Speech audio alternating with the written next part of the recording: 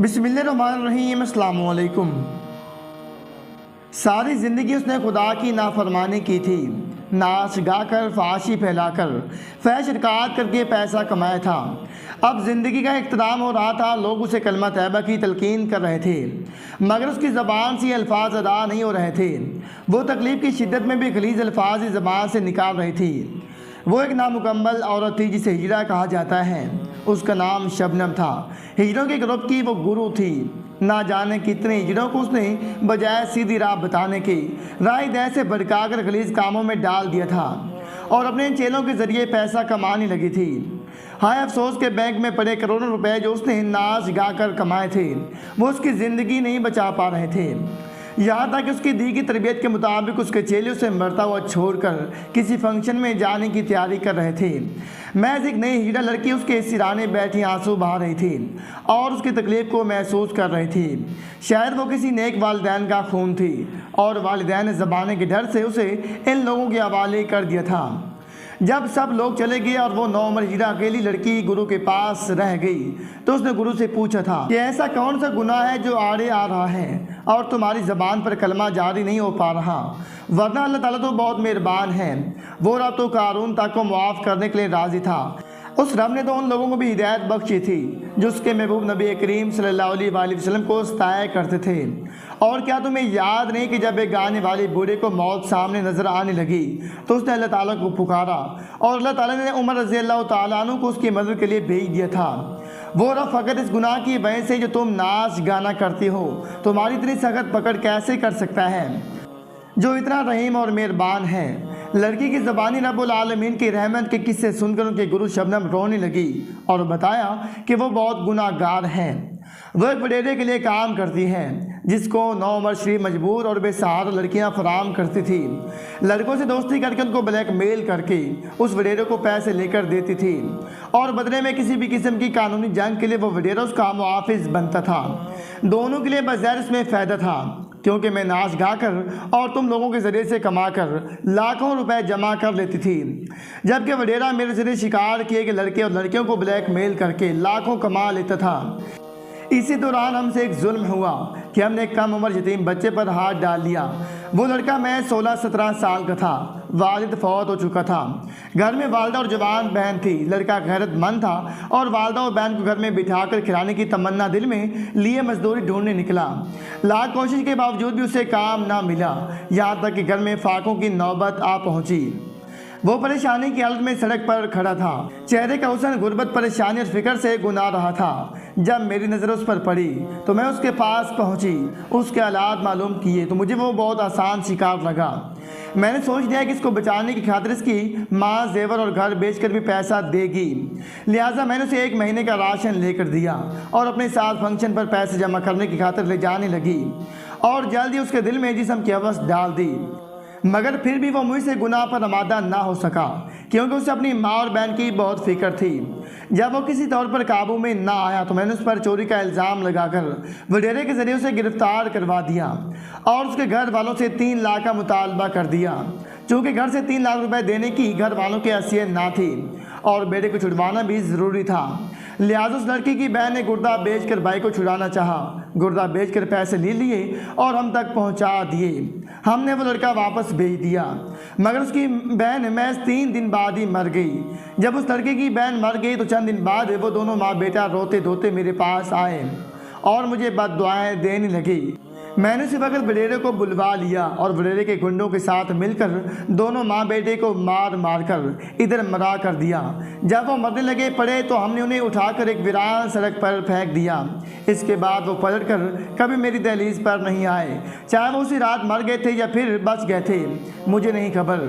मैं अपनी गुनाह की दुनिया में मगन रही, उसके बाद भी कहीं लोगों को अपने शिकार बनाया, यहाँ तक कि मेरी मौत का वक़्त आ पहुँचा। अब जब आप लोग मुझे कलमा शरीफ पढ़ने को कहते हो तो मेरे सामने वो माँ बेटी पर किया जाने वाला तशद्दुद आ जाता है और जैसे उस वक़्त उन माँ बेटी को हम गलीज़ गालियों के अलकाबात से निवाज रहे थे, ऐसी गलीज़ गालियाँ मेरी ज़बान से जारी हो जाती हैं। मैं भी कलमा शरीफ पढ़ना चाहती हूँ मगर मेरे अमाल मुझे नहीं पढ़ने दे रहे। मैं मरते वक्त तुम्हें नसीहत कर रही हूँ कि याद रखना, बाकी हर चीज़ की माफ़ी हो सकती है, अलबत्ता किसी मजलूम मजबूर बेकस पर किए गए जुल्म की कोई माफ़ी नहीं। और जुल्म की सजा इस दुनिया में भी मिलती है और आखिरत में तो मिलेगी ही मिलेगी। इसके बाद शबनम गुरु पूरा हफ्ता बगैर कुछ खाए पिए तड़पती रही, यहाँ तक कि तंग आकर नहीं बनने वाली गुरु ने उसे गले में रस्सी बांधकर छत से लटका दिया। मगर जिस्म कमज़ोर होकर वजन घुट जाने की वजह से वो फिर भी ना मरी तो उसकी टांगों से ईंटें बांध दी तो सुबह तक शबनम गुरु मर चुकी थी। उमैर अहमद ने आज खुदकशी कर ली थी और अपनी नींद सो गया था, मगर आज उसके गांव के मर्दो जन में से कोई भी चैन से नहीं सो पाया था। हर किसी की ज़बान पर एक सवाल था कि इतना मुत्तकी और परहेजगार शख्स कैसे आराम की मौत मर सकता है। और उसकी कैंसर की मरीज बेटी ने उसके सोम कुल वाले दिल ख़वातीन की महफिल में उस सवाल का जवाब दिया था। उसकी बेटी का नाम अतिया उबैर था। वो कैंसर की मरीज़ा थी, कैंसर चौथी स्टेज पर थी। डॉक्टर्स ने लाइलाज करार देकर अस्पताल में रखने से मना कर दिया था और घर में वो मौत की मुंतज़िर थी। मगर इससे पहले इसराइल अलैहिस्सलाम उसके वालिद की रूह कब्ज़ करके ले गया था। अतिया उबैर ने वालिद साहब की खुदकशी के मुतालिक बात करते हुए बताया कि वो अपने बहन भाइयों में सबसे बड़े थे। उनसे छोटा एक भाई और 2 बहनें थीं। उनके वालिद साहब यानी मेरे दादा बीमार होकर बिस्तर से जा लगे और फिर कभी न उठ सके तो मेरी दादी ने बच्चों की परवरिश के लिए काम काज करना शुरू कर दिया। मगर मेरे वालिद साहब की घर ने गवारा ना किया कि उनकी माँ कमा कर लाए और वो खाएँ, लिहाजा उन्होंने तालीम को खैर आबाद कहा और मेहनत मजदूरी शुरू कर दी। मुझे याद है मेरे वालिद साहब ने 16-16 घंटे काम किया है। वो दिन को अपना जिम्मेदारा करते, शाम को करीबी मिल में चले जाते और 8 घंटे वहाँ मजदूरी करते। ये उनकी डबल आमदनी से घर में अखराजात और बहन भाइयों की तालीम के बाद भी बचत हो जाती और इस बचत पर साल में कोई ना कोई छोटा बड़ा जानवर खरीद कर रख लेते, क्योंकि उनको पता था कि जब बहन भाई जवान होकर बड़ी क्लासेस में पहुँचेंगे तो घर के अखराजात के अलावा तालीम के अखराजात भी बढ़ जाएंगे। लिहाजा उनकी पॉलिसी कामयाब रही और तकरीबन 10 साल बाद जब मेरे चाचा ने FSC पास की तो उस वक्त मेरे वालिद साहब के पास 30 के करीब जानवर थे। जानवरों को दूध की आमदन वाले साहब की मिल की आमदनी ज़िम्मेदारी की तरफ से आने वाली आमदनी की वजह से मेरे चाचा ने मैकेनिकल इंजीनियरिंग के लिए प्राइवेट तौर पर UIT लाहौर में दाखिला ले लिया। मेरे वालिद साहब के इतने वसाइल थे कि मेरे चाचा की तालीम के लिए उन्हें ना तो कोई जानवर बेचना पड़ा और ना ही कहीं से उधार लेना पड़ा। मगर बाद जब मेरी दोनों फूफों ने मेडिकल की फील्ड को चुन लिया तो मेरे वालिद साहब की आमदनी कम पड़ने लगी और आहिस्ता आहिस्ता जानवर बिकने लगे। दूसरी तरफ मेरे वालिद साहब शादी कर चुके थे और हम लोग भी पैदा हो चुके थे, लिहाजा घर के अखराजात को भी देखना था। खैर मेरे वालिद साहब के सिवा इस बात की किसी को फिक्र ना थी। मेरे चाचा इंजीनियरिंग के बाद फारिग हुए तो उन्होंने हैवी इंडस्ट्री टेक्सटाइल में जॉब मुलाजमत इख्तियार कर ली, मगर उन्होंने मेरे वालिद साहब को किसी किस्म की सपोर्ट ना की बल्कि अपना पैसा जमा करने लगे ताकि कारोबार कर सकें। मेरे वालिद साहब ने कोई शिकवा नहीं किया बल्कि वो खुश थे कि एक दिन उनका भाई कामयाब होकर उनकी ताकत बनेगा। दूसरा, मेरी दोनों फूफों के डॉक्टर बनने तक हमारे तकरीबन सारे जानवर बिक चुके थे, बस अब घर और ज़मीन बाकी थी। मेरी एक फूफो ने तालीम मुकम्मल होते ही शादी कर ली और शौहर के साथ कनाडा मुंतकिल हो गई। उन्होंने हमसे कतई अलग कर लिया, मुड़कर हमारी खबर भी ना ली, यहाँ तक कि अपने वालिद साहब यानी हमारे दादा की वफ़ात पर भी ना आई। दादा की वफ़ात के बाद दूसरे फूफो ने भी लंदन जाकर तालीम हासिल करने की ज़िद लगा ली तो मेरे वालिद साहब ने ज़मीन से अपना छोटी इसी फूफो का हिस्सा बेच कर उन्हें भी लंदन भेज दिया और ख़ुद खाली हाथ रह गए। अब सिर्फ मिल वाली मुलाजमत और बाकी दूसरे भाई और बहन की ज़मीन थी जिस पर काश्तकारी करके उन्होंने हमें खिलाना पिलाना शुरू कर दिया, मगर हम दोनों बहनों की तालीम छुड़वा दी। मैंने पढ़ने की ज़िद की तो मेरे वालिद साहब रोने लगे और हाथ जोड़ कर कहा कि जी आप मुझे माफ़ कर दो। लिहाजा हम दोनों बहनों ने वालिद साहब के पाँव चूमकर सीने से लगा लिए और मुड़कर कभी पढ़ाई का सोचा भी ना। मेरे वालिद साहब ने मैट्रिक तक मेरे भाई को पढ़ाया। जब मेरा भाई मैट्रिक में था तो बाकी तीनों बहन भाइयों ने ज़मीन और घर से हिस्सा मांग लिया। मेरे वालिद साहब के पास इतने पैसे तो थे नहीं कि पैसे देकर घर रख लेते। अपनी और छोटी फूफू की ज़मीन वो पहले ही बेच चुके थे, लिहाजा बाकी ज़मीन दोनों बहन भाइयों को दे दी और घर इन तीनों बहन भाइयों को देकर हमें साथ लिया और किसी दोस्त के खाली घर में मुंतकिल हो गए। मेरे चाचा ने अपनी दोनों बहनों के साथ मिलकर एक टेक्सटाइल मिल लगा ली और अपना कारोबार शुरू कर दिया।